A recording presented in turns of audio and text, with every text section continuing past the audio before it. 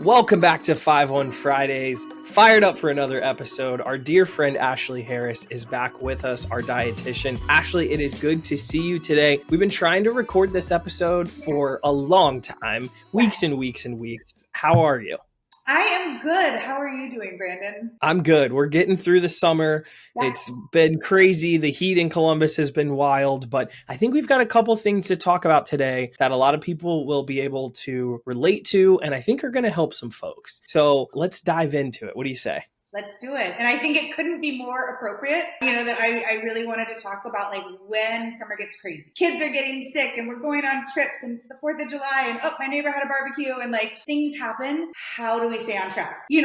With this, and I'm asked all the time by people, like either they're like, I'm just giving it up for summer. I'm not worried about anything over summer. Or then they're like really panicked and it's like, I have a wedding in August and I need to drop 30 pounds. And you're like, So yeah, just wanted to talk about a couple of little key things that we could do to keep us on track the best we can for summer. Awesome. Yes, I'm fired up. I'm ready to get into it. So what do you have as your first rule, your first habit, your first trick? What do you think? Yeah, so my first trick, and especially being summer, hydration is really important. Any time of the year though, like I think this is an appropriate like habit or trick, but starting off the day with a glass of water. My big thing with it is first of all, we're getting in, if we can get 8 to 12 ounces in. I can't tell you how many times I've talked to people, and like myself included at times, where I'm like, it's been all day and I haven't drank any water, right? And so if you start off the day with that, but then what that does is it starts to prime our body to want water, right? We're real good. So if we don't drink water for a while, we may not feel thirsty, but the more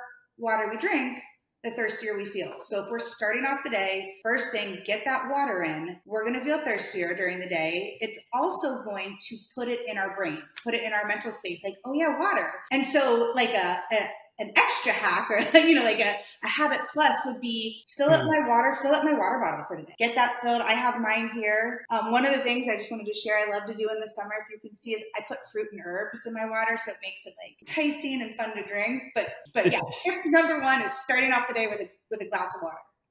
I like that. That's a good one. I mean, obviously, for all the obvious reasons, I don't think we talk about it enough, but how much water is lost during exhale. Like actually, I'm 99% sure the largest amount of water that you lose in any given day is not sweating. It's not using the bathroom. It's actually the air we breathe out. And if you think about sleeping for 8 hours, if we're lucky, 6 hours, whatever the time frame, that's a lot of breathing. It's slowed breathing, but there's a lot of exhaling going on. So when you wake up, there's a good chance you're going to be at the lowest amount of water that you have had in a very long time. So starting the day with a glass of water as part of your morning routine, I think is so smart. So I love that first hack. Ashley, okay, so we've started our day with water. What's the very next one? Then have a protein. Having a healthy protein to start your day as well. And this is going to do a couple things. So, people either skip breakfast or sometimes we have these we just drink coffee with a little sugar, or we have these carbohydrate rich breakfasts. And what happens then is our sugars go up. And then what goes up comes down. And so now we're hitting 10 a.m. We're like, I need something else to eat. We're going to feel hungrier. Our energy is going to be down. We're going to be craving carbs. We're going to be craving sugar, to kind of bring it back up. So if we can have a protein in the morning, what that's going to do, first of all, it sits in your belly. So it's going to help sustain your hunger, right? You're not going to be having a hunger pains likely in an hour or two. We want to extend it as far as possible. It's going to keep your energy more stable because it's going to keep your blood sugar more stable. And so if we can start the day right and hope then that we can coast on that, throughout the day. But if we start the day wrong, if we start the day with a sugar rush, a sugar crash, and then you're just setting yourself up.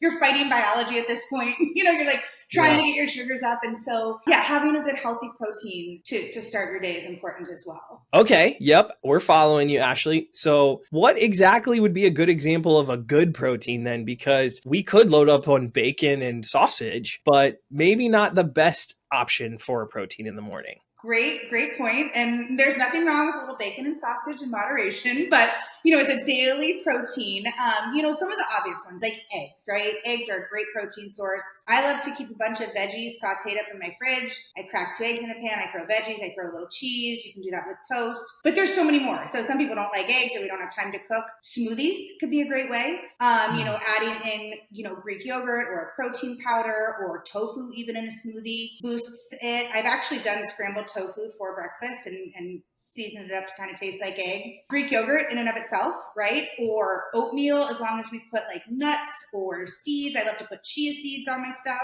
Or it could be like a piece of toast and some peanut butter. Right? It could be that simple. It could be like a grab and go, like one of those Kind bars that have the nuts in there. You know, it doesn't matter. It can be as simple or complex as you like, but like as long as it is a good protein source and ideally not bacon and sausage every single day. Yeah. Okay. Nope. That makes sense. I like that. I like that. So what's next? So the last thing is my bare minimum habit would be to get in at least one fruit or a vegetable during the day. Ideally, I'd like it to be like a fruit and a vegetable. And, you know, the more the better, right? Like the recommendations are, you know, 8 to 10 servings of fruits and vegetables a day. But we've all had those days. Probably, you know, you go to a cookout, you know, like hot dog, you eat some chips, you know, and all of a sudden, like you could have a day where you did not get in any fruits or vegetables. And so if you make a conscious effort, okay, I'm going to at least get one in. Summer's a fantastic time for fruits, but veggies too. You know, I love doing like a cucumber, something like cool and refreshing, you know, put a little cream cheese on there, zucchini and hummus, like tomatoes, like something. So my bare minimum habit would be like, get one in. And hopefully that will extend to getting some others in, but at least it keeps it in your mind. It keeps like, hey, let me focus on some plant foods,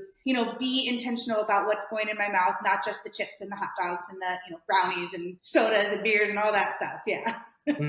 Yeah, no, that makes sense. And I feel like the other part that doesn't really get talked about enough when you talk about fruits and veggies, especially in the summer, you talked about it a little bit. It can almost be kind of a treat, right? Like it's 100%. fun to eat stuff that tastes good or is light and refreshing. Like oftentimes, especially in the summer, you're trying to rehydrate and have something that's like fun, not necessarily be bogged down by something heavy and, you know, really savory and just whatever it is. So I think it's also like not talked about enough how fun it can be to add some of those things into your diet during the summer months. Absolutely. Like having a piece of watermelon, and you really taste it, you're like, this is amazing. And this is nature, you know? And like you were speaking to too. Yeah. Like even something like a vegetable could be like a really refreshing snack. There's also, just to throw this out here, you know, when I do grill, I love cooking vegetables on the grill, whether it's on a kebab or I'm laying it on there or I'm making like a veggie pack, you know, getting in the habit of that. It's like, if we're going to cook on the grill, you know, and I cheat all the time. I buy the pre-made kebabs at the store. Great, easy. Or I buy like pre-cut up stuff and I dump it in one of those like lasagna pans and stick a lid on it, keep it on the grill for like 40 minutes and all, you know, put a little olive oil, salt and pepper. It's all melted together, yummily. That's even a word. But you know, that's a little savory, but yeah, at least one, you know, whether it's a fruit, a berry, a strawberry, an orange, whatever. So yeah, those are my three. And if you can stick to those three habits, right? Like you are going to set, and it's not going to be perfect. You're not going to drop 30 pounds before the wedding in August or whatever, but it's going to keep you more on track and it's going to set you up for more success in your day so things don't go so off the rails. I love it. Yeah, that's great. That's exactly what we were hoping for from this episode is 3 real quick, easy habits that we can do throughout the summer, maintain our goals and our ability to stay healthy so that we can head into some of those more challenging months, the fall and into the winter when, you know, the activity goes down, the hydration goes down, the weather gets colder. So wonderful examples. Ashley, if people are looking for a more detailed guidance or specific advice from you, how do they do this? How do they reach out to you? What is the process look like and what kind of service can you offer them? Yeah, no, I'm glad you asked. So I am here. I'm happy to help, even if we're just like brainstorming some breakfasts or like, how do I get a vegetable in? Or more in depth, right? Like, hey, let's talk diabetes management. You can reach me. The email that we're using now, it's nutritionist@columbus.gov. And then what our process has been, because you guys are awesome, people are interested, is we've been mostly arranging Zooms.